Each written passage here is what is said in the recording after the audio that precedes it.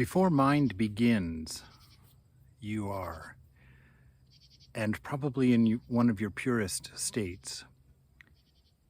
Having some time to think this week and to be out here in this quiet country made me understand that being quiet is the natural thing. Being quiet is according to our nature. As I'm walking up in the woods and just hear the hush and the breeze and the birds, to say anything out loud seemed so completely out of place. And I'm starting to develop that kind of relationship with my own mind, in that I've seen very clearly in the last few days that any desire takes a few individual thoughts clumped together and held in order to create a space for desire. And that any discontent in the moment is, again, a conglomeration of a few ideas that you've held together in your mind. And the thing, of course, that holds them together in the mind is that attachment between this self that exists before the movement of mind and the experience of mind. We identify ourselves with that experience of mind. We take a few statements of the mind in succession and hold them, attached to them, and define our moment by it. And in that definition, we find our anxiety, or we find our longing, or we find our desire or sense of lack or restlessness. To be free of thought is a natural state. Now, that's not to be stupid. That's not to be dumb. It's not even to be dull. There's a very dynamic, infinite potential that is you, that you are, and that you know, even without a thought about it, even without the mind having anything to say about it. And that self can roll any direction at any time. It's free. And as long as no thoughts are identified with, no concepts are attached to, no thought processes are allowed to accumulate in order to define yourself to yourself in the moment, you would be free.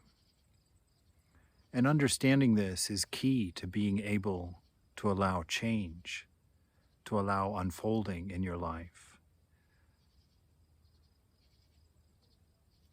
The more you try to change something, the less likely you are to be successful in it, I believe.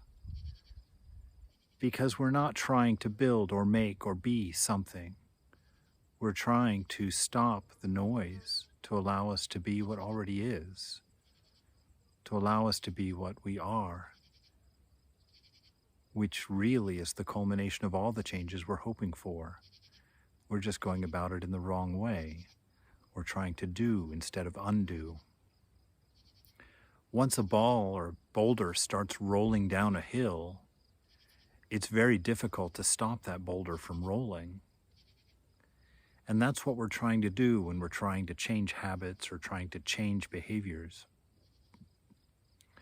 But if that boulder is not allowed to even come out of its resting place at the top of the hill, it's much easier to control, much easier to shore it up so that it doesn't go rolling down its destructive path.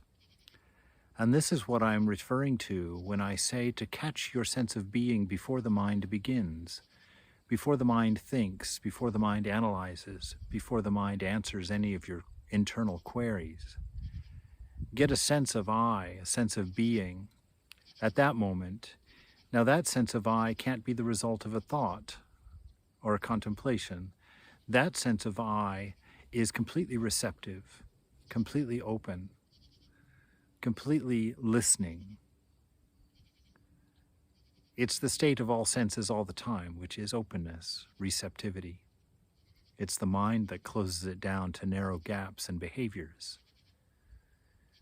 So catch those thoughts, catch those conglomerative thoughts, those thoughts that are going to come together to build your weakness, to build your vice, to build your desire, to build your failure.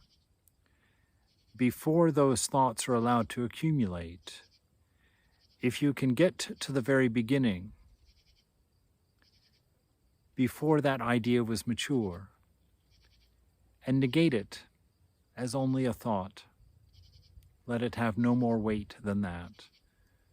The only weight is to think that it's your thought, and that's what makes them accumulate into states of mind, into states of being that are delusional, that are unreal. So find that place where you exist before mind. Experiment with it just by negating your thoughts. And from there, let that divine be. That is where God is, or what we call God. And that is where all of the love is. That is where all of the peace is.